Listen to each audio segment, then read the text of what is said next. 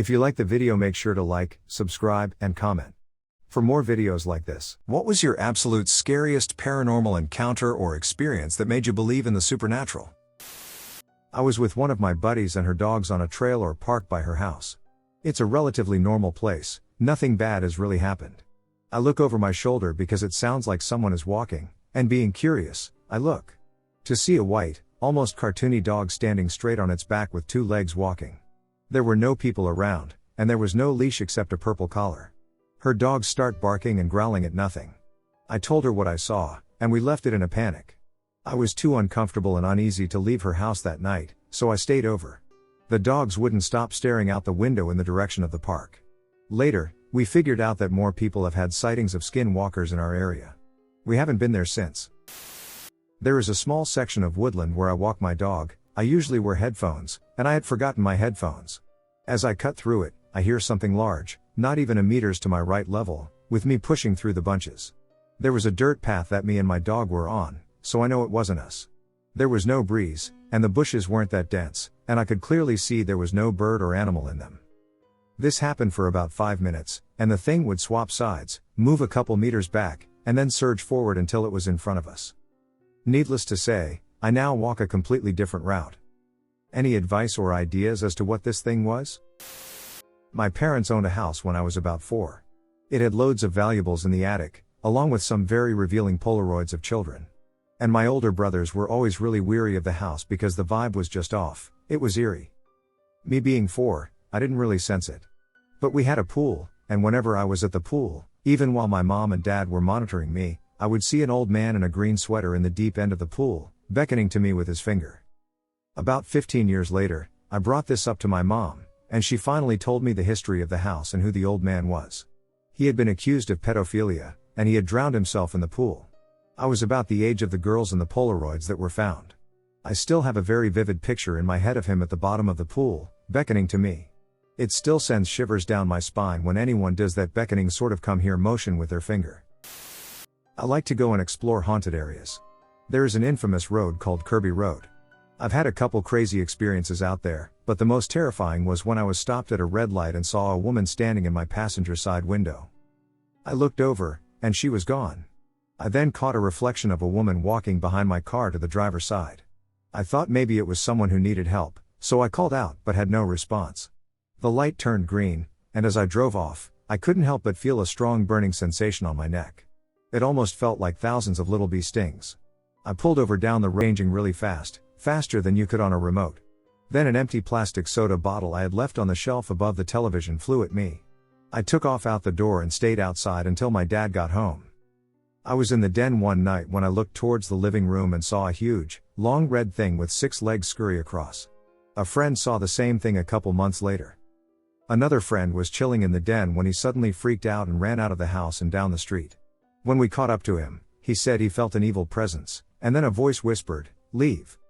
Finally, when my ex-wife and I were dating, when her best friend would come to pick her up, she would refuse to get out of the car, saying the land was evil.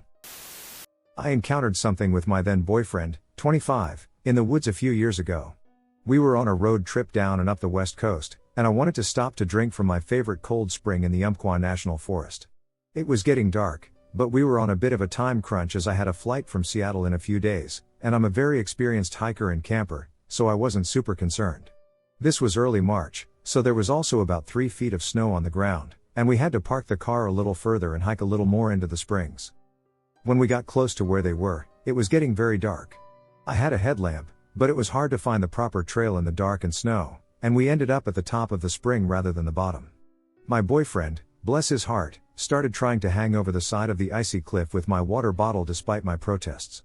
I basically yelled and said I was calling it. This was too difficult, and some good water wasn't worth the potential to get hurt or lost in frozen woods. We had a bit more difficulty navigating back out, as it was pitch black at this point. As we were hiking off trails back in the direction of the road, I was climbing over a fallen tree when I saw it. Standing what must have been 9 feet tall on the fallen tree with me was some sort of thin, hooded figure holding its hands together and facing me directly. I was immediately filled with a sense of dread. As horrible as it is, I'm used to seeing things like this. I simply called my boyfriend and said, "We have to move faster and get out of here now." We got back to the road, and the entire way I felt like we were being followed just beyond where I could see, in the dark. I was basically power walking down the road in the snow, terrified, and my poor boyfriend was confused and irritated. We made it back safely. I apologized for scaring, confusing, and becoming so short with him, and I shoved that experience far into the back of my head until I remembered it recently. What was that thing? I study folklore as a hobby but have no idea what that was and can't find any answers when looking into the area.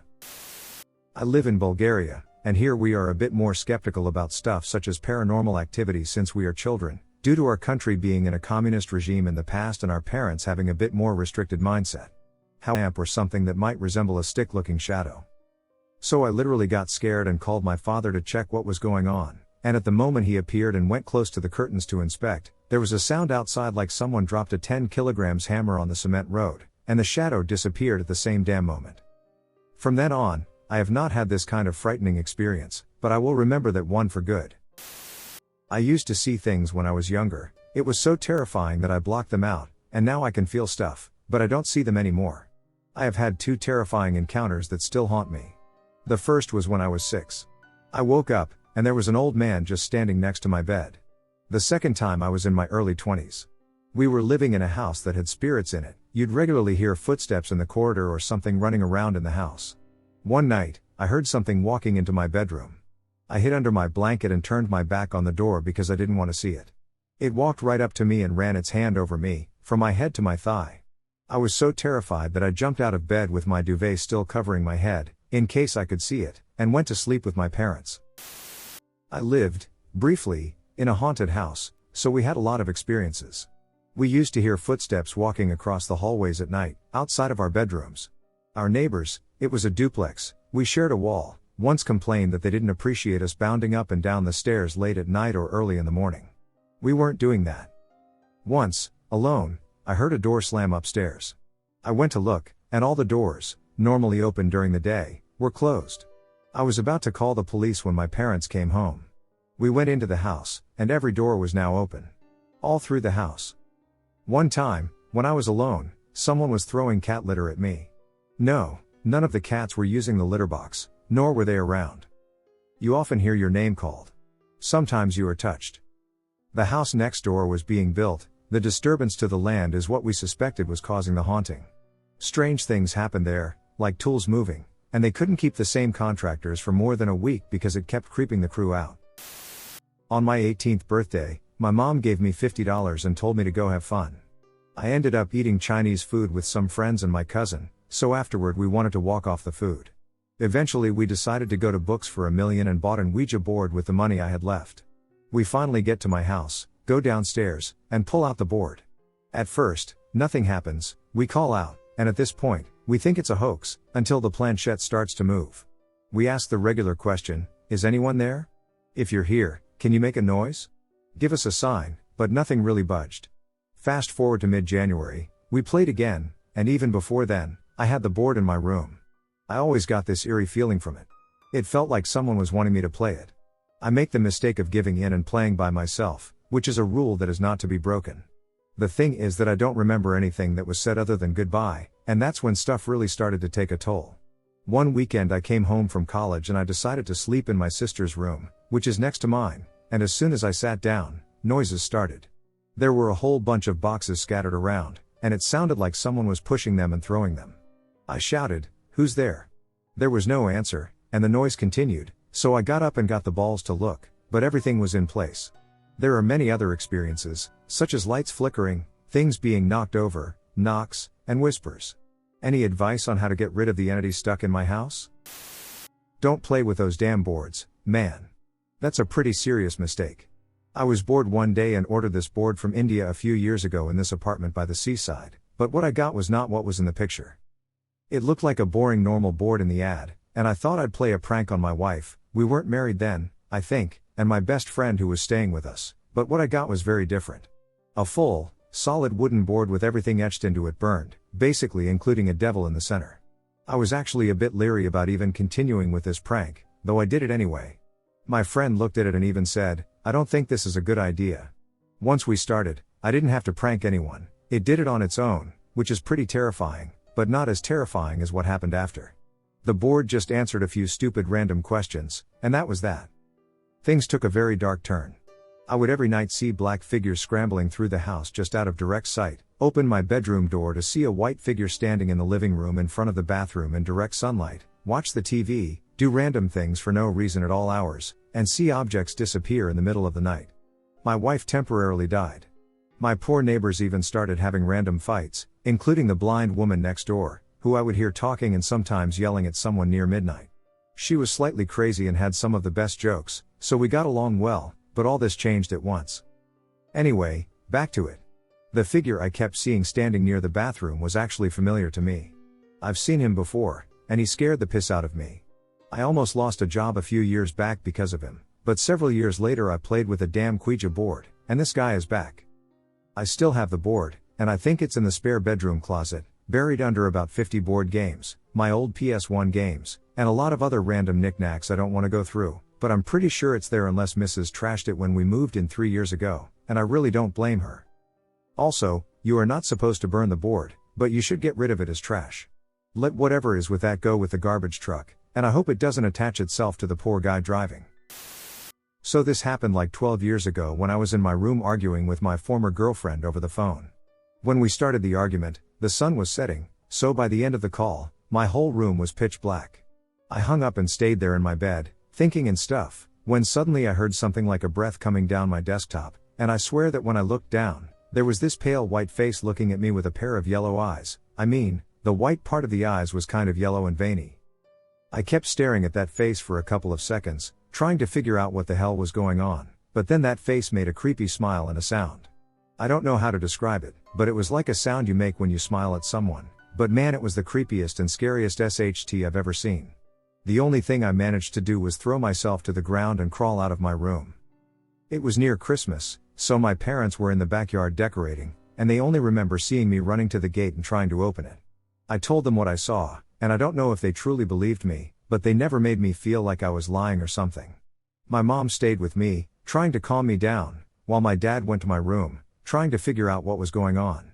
He didn't find anything, but a couple of days later, they called a priest to do some kind of cleaning or whatever.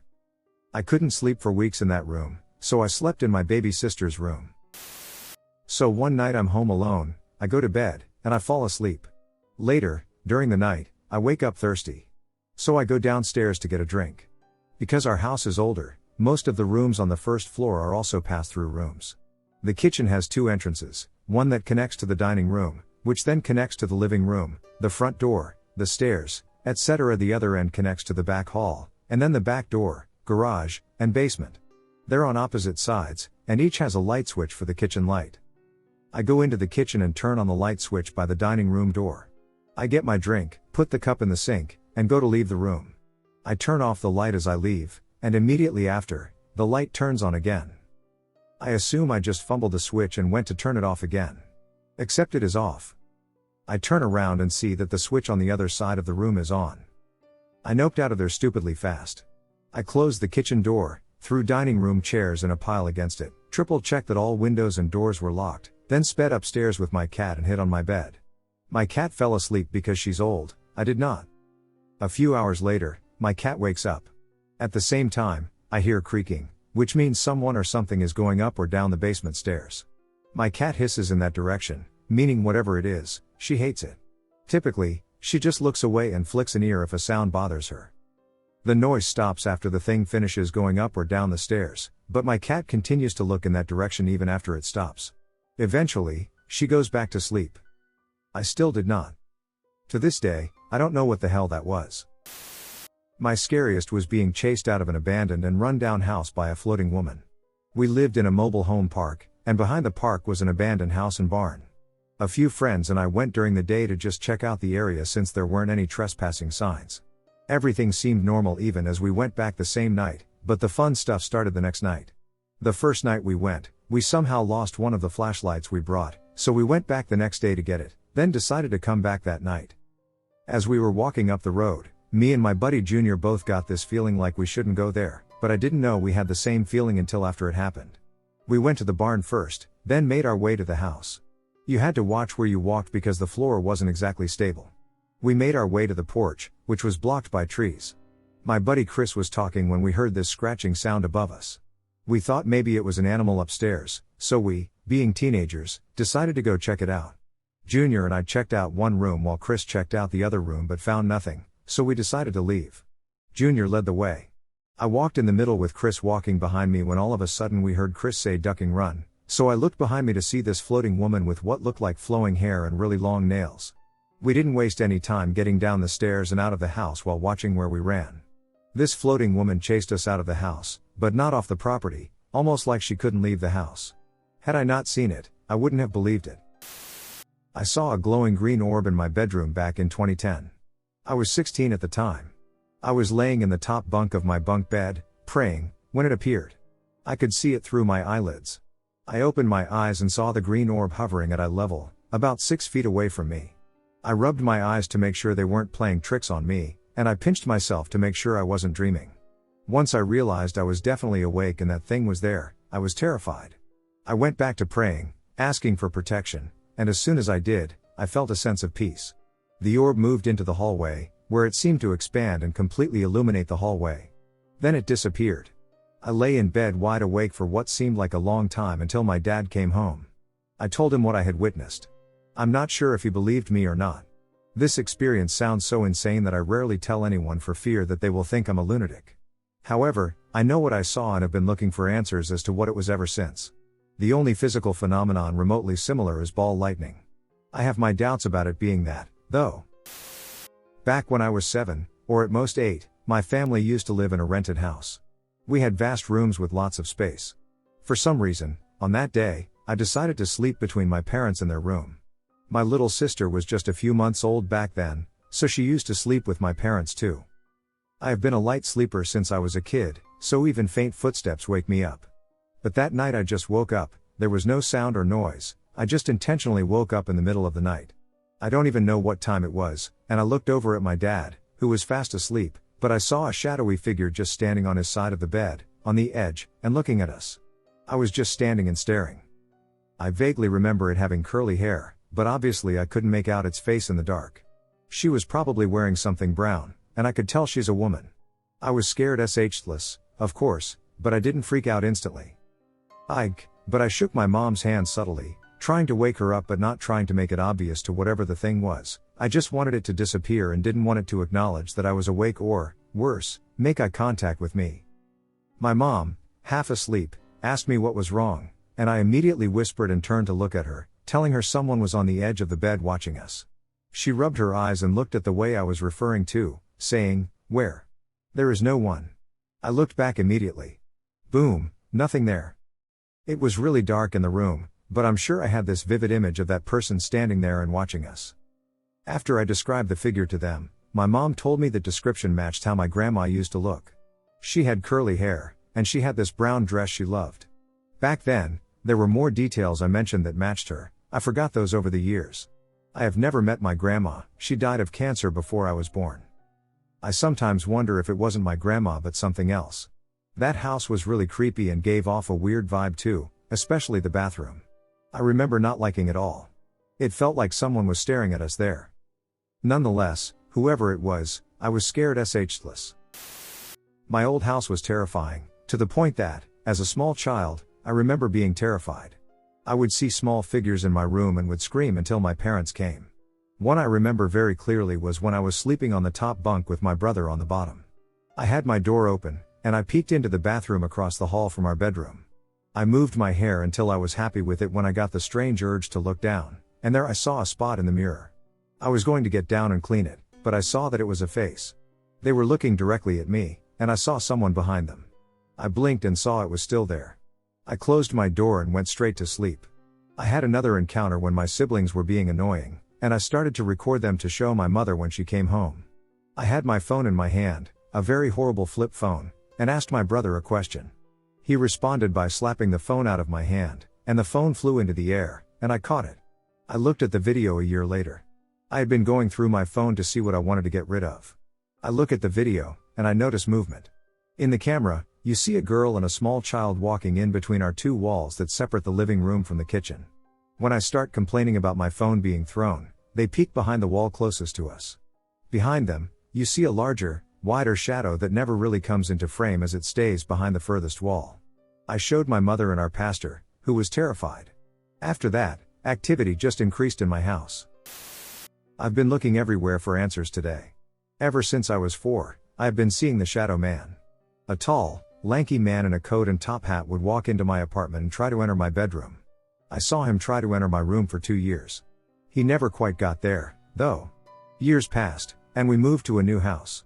I didn't see him until a year after being in the new house, but now he was in the room with me. I could feel the grin on his face, although I couldn't make out his features. Again, we moved, but to a new city, and I forgot about him. That was when my brother started seeing a shadowy woman that would crawl towards him whenever he slept. He said that every time he closed his eyes, she got closer. My parents got tired of hearing our stories, and they just got the holy water and sprayed it all over our rooms. It seemed to work. I was 15 when my brother started seeing that woman. Now I'm 19 and in a new house, and he came back. I was asleep, and my back was facing the room. I felt like I had to wake up. I could move and talk, so I don't think it was sleep paralysis. Anyways, I looked back, and he was right next to my bed. But now he was looking down on me. I didn't feel anything, though I expected anger because he woke me up. I could see his hand raise, but I just ignored him, turned around, and shut my eyes. He hasn't been back, but other people have seen him. Sometimes he's in their dreams. I don't know who he is or what he wants. He seems to target specific people. I haven't seen him since, and I don't know if he'll come back like he is all those times before. Have any of you seen him? When my mother, my brother, and I found out we had a possible little spirit girl living in our house. This house is very old. It was a mansion that was split into 4 parts and moved apart to form 4 separate homes. You can even see the old, original roof shingles when you go into the attic. After my parents had bought the house and we began to move in, we found the oldest black and white oval picture of a girl on what seemed like cardboard thick paper. We still have it, which is currently hanging on our wall. On the 4th of our first year of living here, we had a strange event. My mom had brought my younger brother and me home late from our family-owned business while our father was still closing the shop. My mom had a stressful day, so she was understandably irritated and done with the day. For a basic layout, walking into our back door is an area where, if you turn directly left, you will walk into the kitchen. If you walked right, you'd walk into a hallway that turns immediately left to go into the living room. If you go straight from the back door, you'll be in our downstairs bathroom. My brother and I were on the far side of the kitchen from the hallway getting water, and our mom had walked halfway through the dining room. If you continued to walk through the kitchen, and our mother, without any prodding from us, turned and yelled at us as if we were repeatedly saying her name. My brother and I were silent and confused as to why we were being yelled at until we had a moment of silence and our mom realized the child calling mommy was not us. It was coming from upstairs. The stairs were on the opposite side of the dining room. After our mother walked to the bottom of the stairs, the calling stopped, and she moved immediately to the dark hallway to the living room. Our mom looked at us, seeing me point to the hallway, and as she came around the corner, it immediately stopped. We were understandably confused as hell, and our mom took us upstairs to our rooms. It hasn't happened since then. This was when I was like 12 or something. I'm now 22. The only other thing that happened after that was when my mother gave my younger brother an old iPhone to play around with. He took a video because he heard something, and a single frame in the pitch dark was a void of emotion, a little girl with black eyes and long hair, maybe half a foot away from the camera. I remember he came into my room to wake me up to show me our mom, and we were all understandably creeped the duck out by it. We told him to save it for our dad when he came home, but he found out that morning that he got scared of it and deleted the video. I am not a spiritual person, nor do I believe in the paranormal. But 3 weeks ago, my cat died in my arms. Our bond was remarkable. I found him as a kitten. He was crossing a dangerous country road, so I stopped and opened my door, and he just jumped into my lap and curled up there. I was his. I'm an animal lover, and I've had special pets, but Solomon was almost familiar to me. We even had our own special language. The week he died, he went missing on a Monday. I knew something bad had happened because he always came to me when I called him.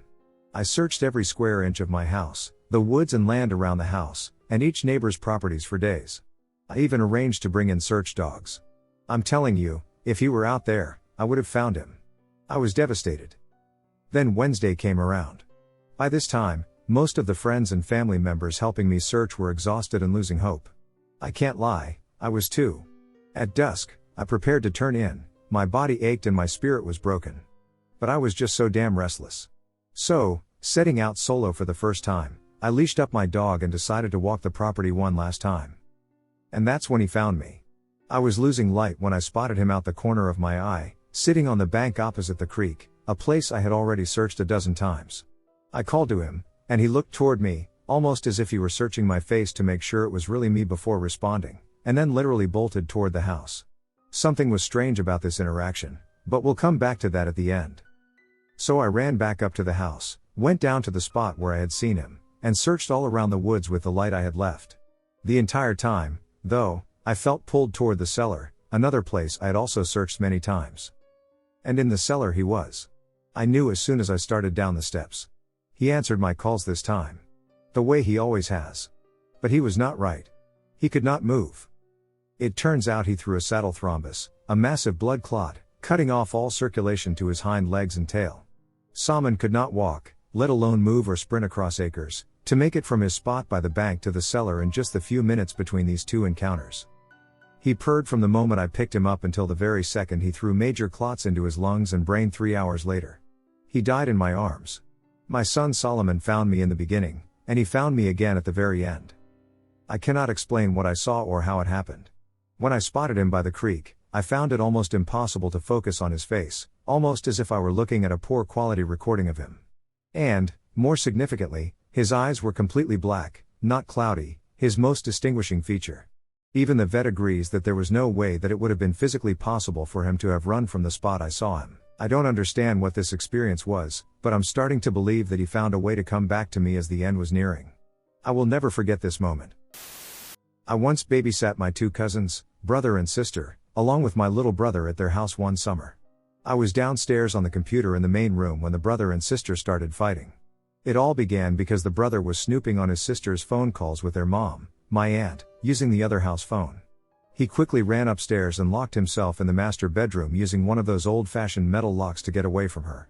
As I ran upstairs to stop him from getting beaten down, the sister SWAT team kicked the door open, breaking the latch, and just about got to him, until I split them up and told her to go to her room next door and dragged him downstairs to sit with me and my brother while I went back on the computer.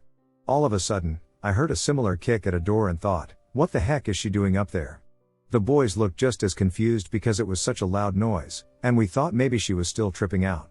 So right away, I ran to the bottom of the stairs to tell her to calm down. But she was already there at the top, yelling, "Tell RJ to leave me alone. Leave my door alone." My heart dropped when I told her, no one came up there. She turned her back to the wall and slid to the floor, screaming in horror.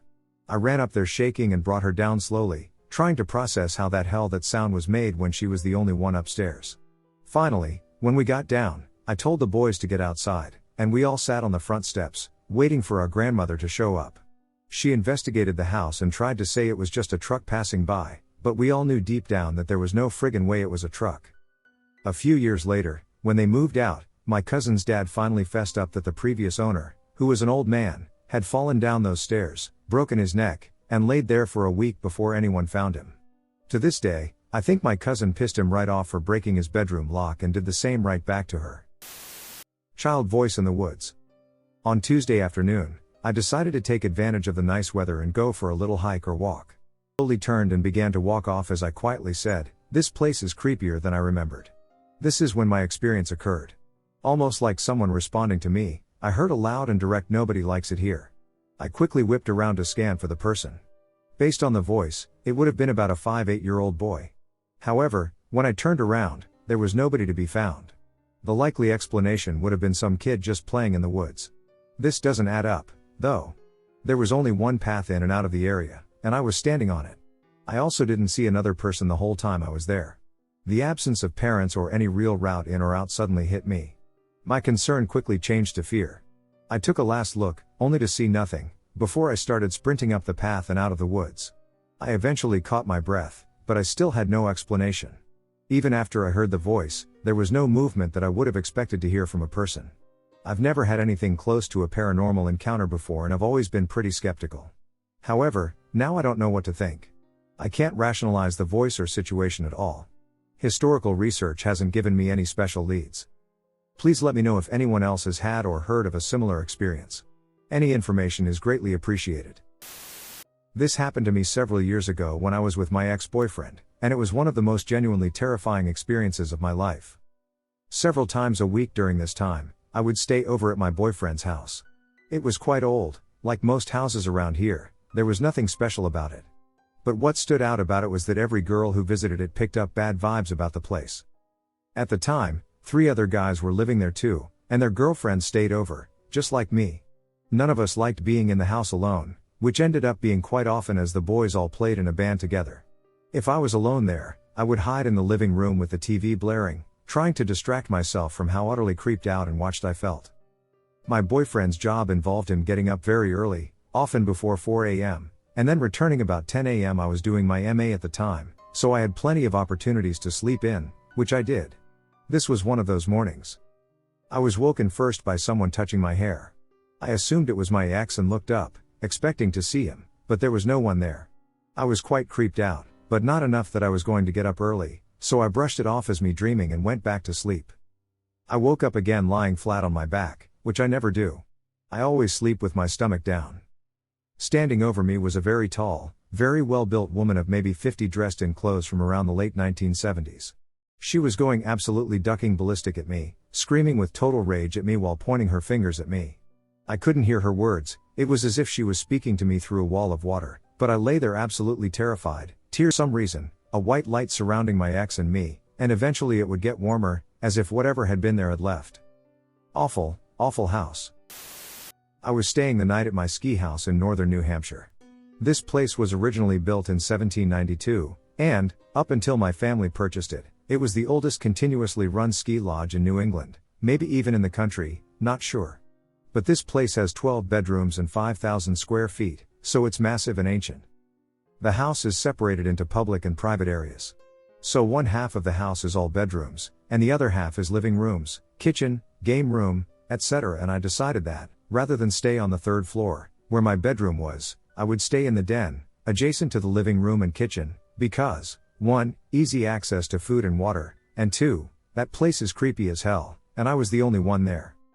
I was in a hazy state between being awake and dreaming when I heard what sounded like a room full of people talking. Only it sounded really distant and fuzzy, like it was coming from a radio. Being that I was so tired, I passed it off as fatigue hallucinations and fell asleep. A few hours later, I awoke to 5 sharp sounds coming from the other room. They sounded like claps, but I completely convinced myself it was just the water heater making noise and passed back out. Soon, I awoke again to the same series of sounds and passed it off the same way. As I was about to fall asleep once more, 3 claps. This was weird, I thought. First 5, then some number, then 3 sounds? Out of curiosity, I stayed awake until I heard it again. 2 claps this time. Whatever was making the sound was definitely counting down from 5. I had really hoped there had been some timing mechanism on the water heater since it was old, but the scariest part was that each time I heard the sound, it was louder than the last, like the source was getting closer. I waited once again for the final clap, wondering what the hell was going to happen when it came. I waited and waited and waited, and just as sleep began to set in, I heard it. It wasn't one clap. It was a soft breath from directly behind me. I could feel it gently envelop the nape of my neck. It was at that point that I ran as fast as I could out of the house, got in my car, and drove 2 hours all the way home, not even making time to pack my things. The scariest part is not that there was something else in the house with me. I'm a skeptic, but I've definitely had my fair share of strange experiences. We had always joked about the ghosts at the ski house anyway. No, the scariest part was that whatever was in this house wasn't just some residual energy that made me feel weird. This thing had counted down from 5, each time moving closer. Whatever is in my ski house is definitely semi-intelligent, and that is what truly terrifies me. One summer when I was younger, I'd stay up all night playing computer games, to the point where my sleeping habits became reversed. This isn't the story yet, but it is relevant at least. For 3 days straight, I watched 2 purple lights dance with each other high in the sky early in the morning, like doing perfectly synchronized patterns and swirling around each other, breaking off and making an arc, and coming back to each other to continue the dance. I mostly found it fascinating because I've always been interested in UFOs since my dad told me a story about an experience he had as a younger man in the woods hunting. So about a week later, I was up playing StarCraft at 3 a.m. or so. My wide open window is right next to my head and off to the right, about a foot. It's about 8 feet off the ground from the outside but about 4 or 5 feet from inside the room. It's one of those ones that opens on hinges with a crank system connected to a handle. It's about 4 square feet and has no fly screen either, because my cat liked to use it as a way in and out during the summer.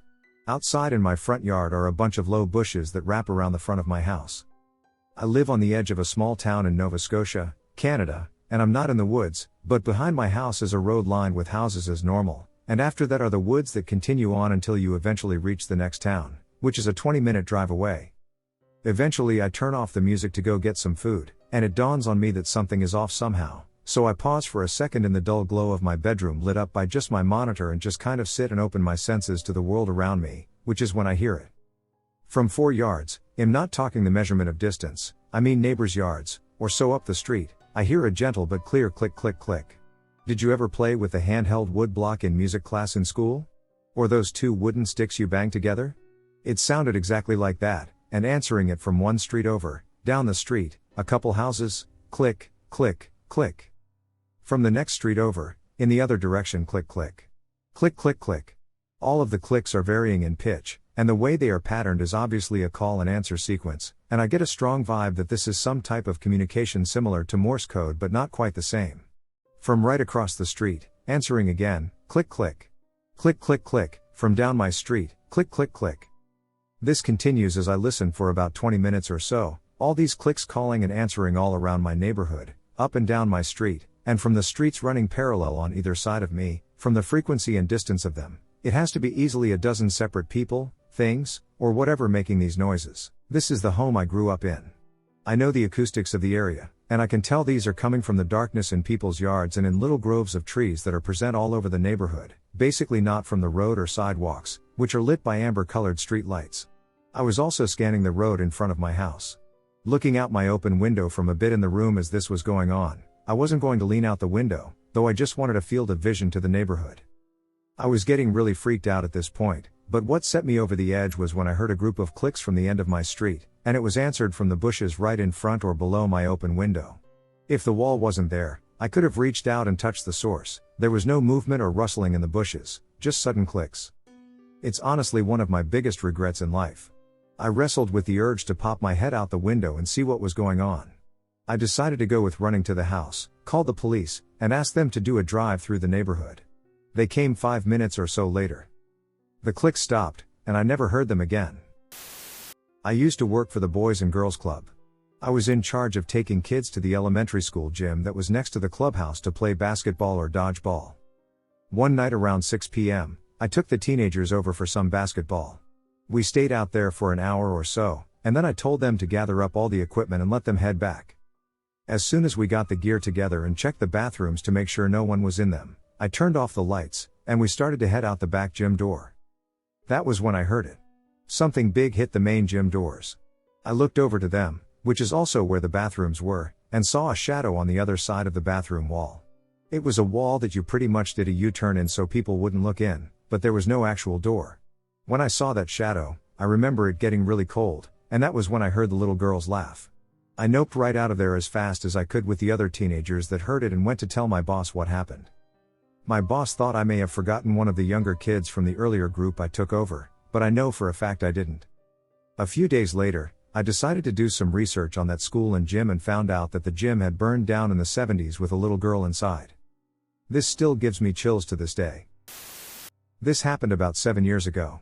My parents live out in the country with cornfields surrounding them, and their nearest neighbors are 3 miles down the road. I was living with them at the time this experience happened. I got off work at 11 p.m. and headed home.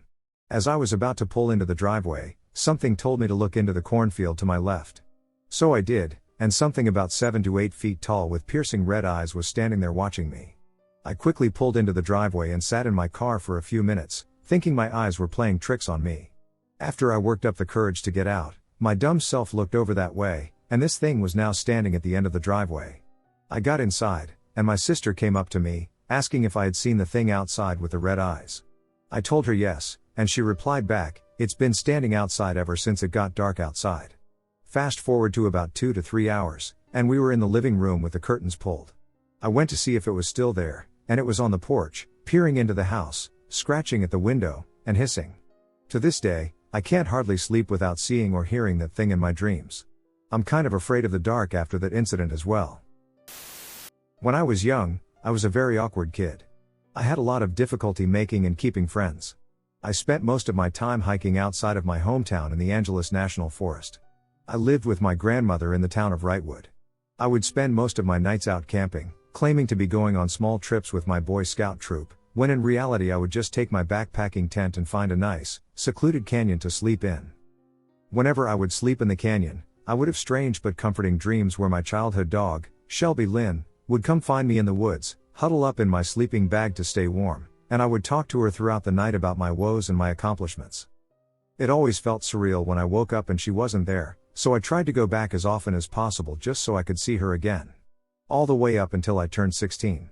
I stopped coming to the mountains as often because I was spending a lot of time with my girlfriend down in the high desert.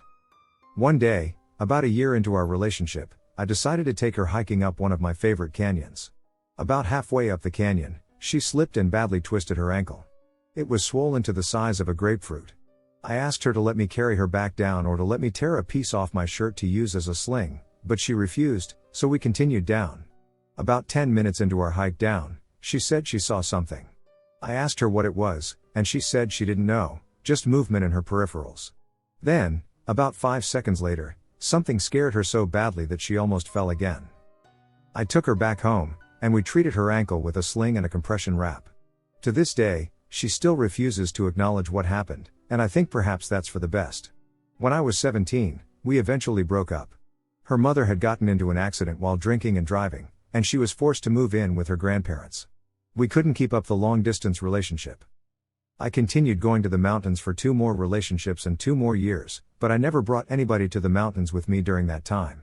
I simply spent half my free time with my boyfriend or girlfriend and the other half in the mountains, dreaming of my childhood dog in bliss. When I was 19, I met a girl who really understood me as a person. Foolishly, I thought that meant she might understand what was happening to me in those mountains. I told her all about my dreams and all about what happened to my first ex. She wanted to try to see for herself. We left at about 8 p.m. and arrived at the base of my favorite canyon at about 9 p.m. My then girlfriend and I went hiking up with flashlights and some camping gear, hoping to spend the night. We spent a good 20 minutes setting up a site where I cleared all the flammables in a 5-foot radius and started cooking in my jet boiler. We had some dinner, although I can't remember what we ate. I think it was just Uncle Ben's rice and some bread. Then we decided to walk around some more. About 20 minutes into this hike, she stopped dead in her tracks. She had seen something moving, just like my first ex. She looked at me and asked me if I saw it too. I hadn't. Then she took another look and let out a small whisper of a scream. She grabbed me and asked me to take her back to our camp so we could leave. Later, she described to me a scraggly, dark, long-haired dog that looked to be about as tall as her, 5'3", and covered in mange and forest debris. She told me it grinned at her and that its mouth looked almost human. She begged me to never go back there again. She told me whatever was up there wasn't a friend, and that I should never have let it into my life in the first place. I believed her at the time, but now, 5 years out of that forest and 1 year out of our rocky relationship, I miss the forest more than anything else. I miss my dreams, and I miss the feeling of ease and bliss I got from being there. I want almost more than anything to go back there and spend a night there, just to feel like that again. Safe, comfortable, and carefree. Should I go back? Maybe just for one night, or was she right? Is there something here that's dangerous? And if so, why has it never seemed dangerous to me? Why do I feel safest when I'm there? About 5 years ago, when I was 17, I visited some of my family who lived in SD and worked there for the summer. After about a month, my brother, sister, and her husband decided to do what Americans do best and go shoot guns in the woods. I had to work an evening shift, so it was decided we'd go after around 10 p.m. Once my shift ended, we went to their house to pack up the truck with some snacks, guns, and ammo. The drive took around 45 minutes, and it took us up a dirt road surrounded by trees and tall grass. Eventually, it opened up into a clearing that was pretty open and flat. The nearest tree line was about 100 feet away. It was pretty dark, but the clearing was lit up by the truck's headlights. I kind of felt uneasy, but I chalked it up to just being in the woods at night. For the first 20 minutes, nothing really happened. We were just setting up plastic bottles and those plastic gallon buckets you'd get water out of at an office. There was a feeling of being watched that we all felt. The area suddenly reeked of spoiled eggs. Those of you who have shotguns know they can smell, but even since going into the military, no amount of guns or explosions has smelled this bad. We looked around to see if we could see the source, and what I saw I can still vividly remember to this day. What I saw was a thin humanoid figure crouching down and looking at us. Even while crouching down, it was still about 6 feet in height. When I say this figure was thin, I mean skin and bones, which do it justice. The even weirder thing about this was that we all saw the figure in different spots in the tree line, but we all described the same features. He was tall, thin, and had long, dark hair. We quickly packed up what we could and left. The feeling of dread I felt that day will forever haunt me. Since then, my brother has mentioned the area might have been in native territory, but I don't know if that's true. Every once in a while, I think back on that day and look up different stories and encounters people have had in the woods, but nothing quite resembles what I saw that day. I was 16 when this happened, in the 90s. 2 buddies and I were wandering an abandoned, partially demolished business site. There was a long, narrow warehouse-type structure with a ramp inside halfway. We entered at the rear through a doorway. Mostly empty, some boxes and chairs were scattered about. On the right side, towards the ramp, was a small closet with cans of paint and chemicals like thinners. There was no door to this room. I went into the closet to look. The air was heavy and oppressing, even warm. Yet I could feel the hair on my arms standing up. I could not move to get out of that closet. And then I started screaming. In my mind, I saw a woman's arms flailing, and my screams were her screams. Stop. You're hurting me. Get off me. Stop. Help. My friend Mike grabbed my arm and pulled me out of that closet. I felt fine and calmed down right away. I felt like maybe it was the chemicals floating in the air. We then all walked down the ramp towards the exit, which was the entire far wall. No door or wall, just open. We are almost to the door when Mike and I stop walking and turn around. Bernie walked a few paces more, then stopped because we stopped. Are you seeing this? Mike asked. I was seeing it, but Bernie wasn't. He thought we were joking around or being dumbasses. But Mike and I saw. Slowly floating down the ramp towards us was a black figure. It was the shape of a human shadow with no feet, just the outline. Circling along the floor, up the wall, across the ceiling, down the other wall, and along the floor again, just in front of this dark figure was a bright blue and white light orb. Mike and I just stood there. We were terrified. Bernie saw nothing. Jeet Tawat. It screamed at us. I heard that thunderous boom of a voice, deep and loud, bouncing off the cement walls and floor. We ran. We ran so fast. I never thought I could run that fast. I almost fell. We stopped, looked back, and didn't see anything. That experience led to Mike starting his own paranormal research business as an adult. There's a lot spread out over time that's happened around and to me. Something I remember very well was being in my room at night alone at the age of 11 or 12 with my door half shut, lying on my back with my face in a book, and I heard my mom's voice call me loudly from her room in a lilting tone I really didn't like. I called back a couple times ago, trying to get her to answer. I got up and went into her room, and she wasn't there. That felt odd, so I called out loudly, but no one responded, so I looked out her window, and all the cars were still in the driveway, and I got a bit uncomfortable. I went downstairs, and no one was there, no one was inside except me. When I realized everyone was outside, I suddenly felt extremely disturbed and ran out of the house and up the hill to our gardens, where I knew people would be. I ran up to my mom and asked her if she had just been in the house a couple minutes ago, calling me. She hadn't, and she told me she'd been outside for the last few hours. That made me far more upset, and I think it was obvious since she asked me what was wrong. I told her what happened. I couldn't tell what she was thinking, and she told me to stay outside and work with her for a while. I was too upset to ask questions, and I didn't know what else to do, so I did. It kept happening, and I'm pretty sure it happened before that, but after that time, I was able to block it out slowly over time. It might sound odd, but now that I know what I know, I want to be able to properly hear it again. This property has a very terrible history, and I want to know what happened here from those that made 40 different people move out.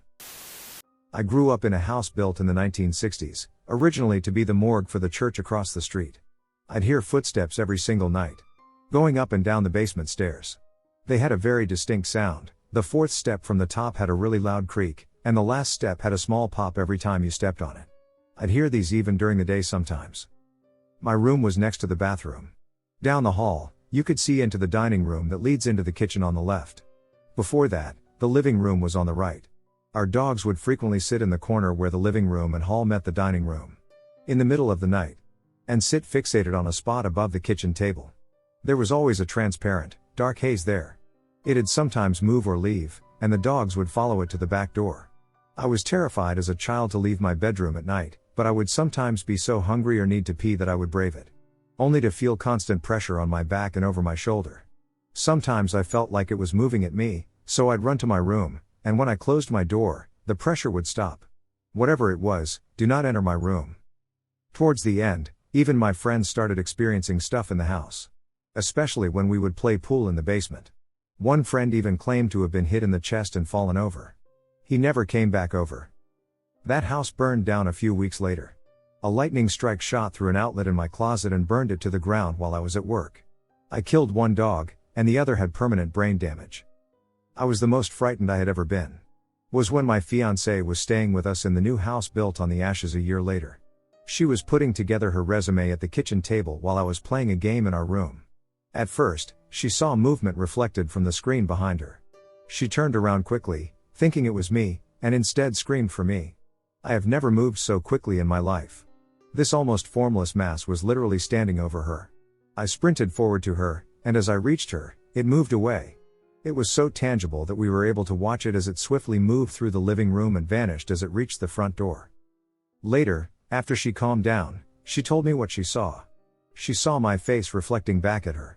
Only to turn around and have this formless nothing basically on top of her staring through her. She refused to ever be in any room of the house besides our room without me from then on. We both had a few other odd experiences there before we moved out. But nothing is as scary as that. I'm 31, and this happened starting when I was 6, and I remember it vividly to this day. I was a little kid, and I didn't have any idea what the paranormal was. I had zero knowledge of anything of the sort. The closest I had even seen anything even considered paranormal was watching Ghost with Patrick Swayze. This was in my childhood home, built in 1908. The way my upstairs was laid out, you walk up the stairs and hit a landing, you turn left and walk up a few more, and you enter the hallway. To the right were my brother's bedroom and a bathroom. To the left were my bedroom and my parents' bedroom. I slept with my bedroom door open because I was afraid of the dark, and we left the bathroom light on slightly to illuminate the hall so 1, we wouldn't trip at night going to the bathroom, and 2, giving me a killer nightlight that would reflect off my door. My brother and parents slept with their doors shut, so it worked perfectly. To paint the picture better, my bedroom was on one side of the hall on one end, and the bathroom on the other. My headboard of my waterbed was against the wall leading to the hall, directly next to my doorway. The bathroom had a rotating, adjustable light that was on a round pop switch. The only way to adjust the light would be to depress the switch and start turning it. There was no other way to alter the light. And to turn it off, you would have to rotate it all the way until it popped. For years, I would wake up in the middle of the night for no reason, and I wouldn't be able to go back to sleep. 2 or 3 in the morning usually, and since I was so young, I would just lay there and try to fall back asleep but couldn't, no matter how hard I tried. I was wired awake for no reason. So I would eventually lay in bed and rock myself in my waterbed while staring at the light from the bathroom reflecting on my door. After a while, I would notice it getting slightly darker and darker and darker in the reflection until the light would completely turn off, but I wouldn't hear a pop. Being 6, I had no idea what was going on. So I would get up, walk down the hall, turn the knob back on, and go back to bed, and I would immediately fall asleep. This would happen a couple of times a week for 2 years. I would wake up in the middle of the night and stare at my door because I already knew what was coming. The light would dim, and shut off. Sometimes it would dim a little and hold. Sometimes it would turn down really slowly. But it would never happen if I got out of bed and looked at the bathroom. Everything would just stop. I never understood what was happening. I was too young, but I knew something was weird about it. I wake up one night to my head sinking into my bed and my pillow falling onto the floor by my doorway. Remember, I'm in a waterbed, so there's raised edges to stop you from falling out and you sink in because, waterbed. I'm confused at first, but I don't think anything of it. I pull myself over the edge of my bed, grab my pillow, and go back to sleep. Then it happens again. Wake up, head sinking into the bed, hear the pillow hit the floor. Now this has never happened before because, if you think about it, it can't. My pillows, defying gravity right now, are magically getting out from under my head, falling back asleep. Then I feel it. My pillows are slowly being pulled toward the edge of the bed. Very slowly. My head is slowly moving with the pillow, but I feel it happening. I feel the pillow start dragging against the wood of the frame of the waterbed, then I feel it lift up slightly. I've ducking got my brother dead to rights. He's cooked. I throw myself up on the side of the bed frame, eyes wide open, staring at my doorway, ready to catch my brother in the act and yell for my parents to out him. On everything I love and cherish in this world, I am making none of this up. I see a hand, darker than the complete darkness, grasping the corner of my pillow. I follow it quickly with my eyes to the floor of my doorway to see a pair of shoulders, another arm on the floor, and a head. I can see this thing in the dark. It's darker than the entire room, hallway, and wall. It's defined in the darkness, but there's no discernible feature. It's a person, but there's nothing there, but there's something there. It looked up at me so quickly that it made me gasp and made my eyes water. I'm staring at a shadow figure dead in its face, and it has no features whatsoever. It's just black as black can be. It's practically Vanta black. I scream at the top of my lungs, as loud as I've ever screamed in my life. I'm bawling, and I'm shaking. I am petrified. I've never even seen something like this, not even in a nightmare. This thing lets go of my pillow, the pillow hits the floor, and this thing runs out of my doorway, runs with slamming feet down the hallway, and a door slams shut. My mom throws open her bedroom door and runs into my room, asking me what's wrong. I'm hyperventilating, and I can't even tell her what I just saw. I'm literally hysterical. My entire body reacted to seeing this thing in a way that, even 25 years later, I can't truly describe. It was surreal. My mom sat me on the edge of her bed, which overlooked the entire hallway, and got me to calm down and explain what happened. She marched down the hallway and threw open my brother's door to confront him about scaring me this badly. I see her open the door, start to be angry, and say his name, and she flips on his light and goes quiet. Turns on the bathroom light and looks in there. She goes back into my brother's room again for about a minute before she comes out, shuts the light off, and shuts his door. She tells me I had a bad dream and to go to sleep with her tonight. She turned on the hallway light, shut her door and locked it, and held me against her until I fell asleep. He wasn't home.